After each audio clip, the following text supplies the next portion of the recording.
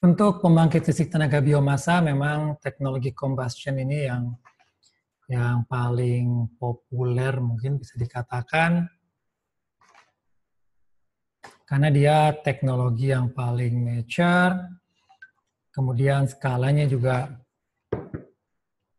relatif besar, beberapa megawatt hingga bisa ratusan megawatt, dan ini yang paling common. Beberapa data menyebut misalnya sampai 90% global biomass power plant itu combustion, direct combustion teknologi. Dan lagi-lagi di sini ketersediaan feedstock dan biaya adalah faktor penentu, dan sekali lagi ini memang project spesifik. Jadi apa namanya, komponen utamanya juga komponen dalam tanda kutip standar lah, jadi boiler yang menghasilkan steam, biomass bahan bakarnya, dan steam turbine yang kemudian memutar generator.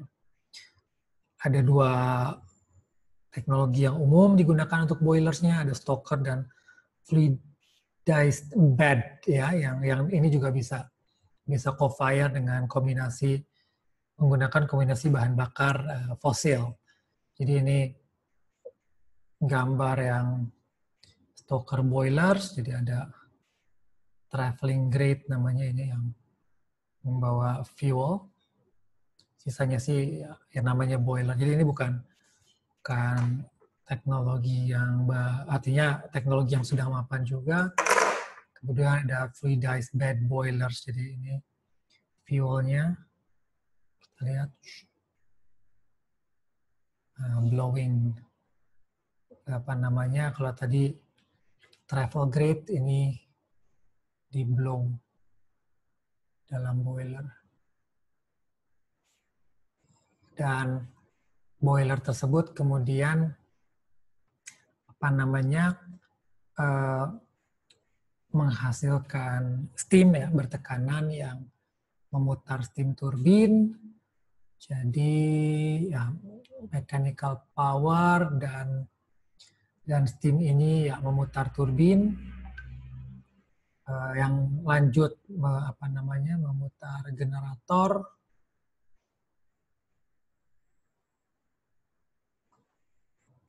Dan sama seperti yang biasa juga, sebetulnya kita bisa memanfaatkan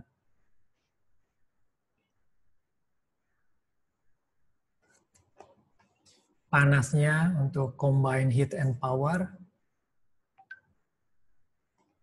Kemudian juga ada back pressure steam turbine. Jadi ini jenis steam turbine ini tidak spesifik ke biomas sebetulnya. Jadi boiler dengan steam turbine tidak spesifik ke biomas. Ini hanya jenis teknologinya yang sebenarnya bisa kita pilih untuk biomas.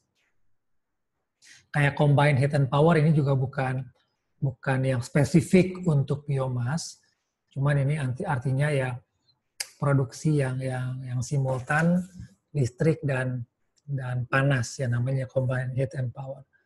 Jadi ketika kita mengoperasikan biomas sebagai CHP misalkan, efisiensi keseluruhannya lebih tinggi karena panasnya juga dimanfaatkan. Tapi sekali lagi ini nggak spesifik biomas, cuman ini sebetulnya menunjukkan bagaimana dalam tanda kutip flexibility dari biomas, karena dia sebetulnya tidak terlalu memerlukan apa ya komplit sistem atau sistem komplit yang benar-benar baru, tapi dia ya relatif teknologinya adalah teknologi yang mature, yang juga tidak mesti terdedikasi untuk biomas. Contohnya kalau kita pakai fotovoltaik, kita jelaskan bahwa ya keluarannya DC dan itu spesifik untuk satu jenis pembangkit listrik, yaitu fotovoltaik. Kalau biomas tidak seperti itu. Dan ini ilustrasi ketika kita memanfaatkan juga panasnya dari power plant. Nah, seperti di sini ini kan gas power plant. Gasnya bisa bisa gas alam, bisa biomas. Tapi poinnya adalah CHP tidak spesifik biomas, cuma yang jelas dia memanfaatkan panas sehingga efisiensinya meningkat. Juga kita bisa co-firing, artinya biomas bisa di apa namanya sistem pembangkitnya bisa mendapat atau menggunakan dua input bahan bakar. Jadi ada yang biomasa dan ada yang fossil based.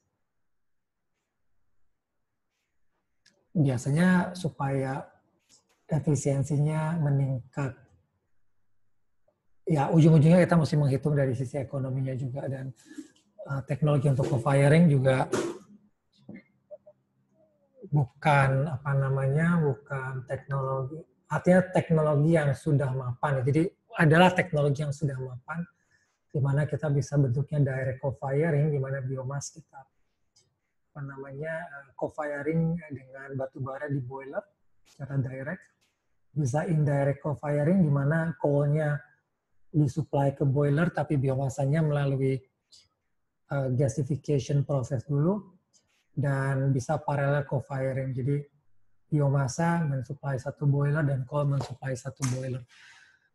Artinya kalau kita bicara kelistrikan, pembangkit listrik tenaga biomas artinya dia sebetulnya mempunyai karakter yang dispatchable. Artinya apa? Artinya kita punya kontrol untuk mengatur berapa besar fuel yang kita masukkan. Hanya di sini fuelnya memang biomas. Jadi kalau kita lihat secara elektrik, kelebihan biomas, pembangkit biomas adalah apa yang kita sebut dia bisa di-dispatch, bisa dikontrol outputnya, tidak stokastik sebagaimana pembangkit listrik angin atau matahari yang ketika ada awan lewat misalnya dia bersifat stokastik. Jadi ini mungkin kelebihan utama dari biomas. Ketika praktis kita bisa mengontrol, bisa mengendalikan pembangkit listrik tenaga biomas ini sebagaimana pembangkit listrik klasik berbahan bakar fossil based fuel.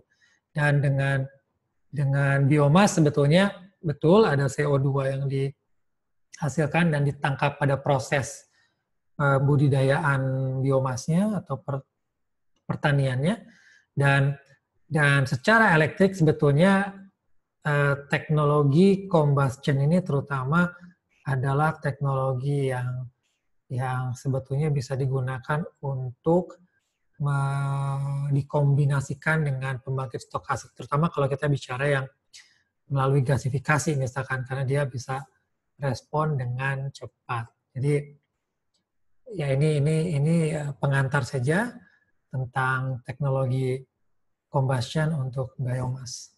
Terima kasih.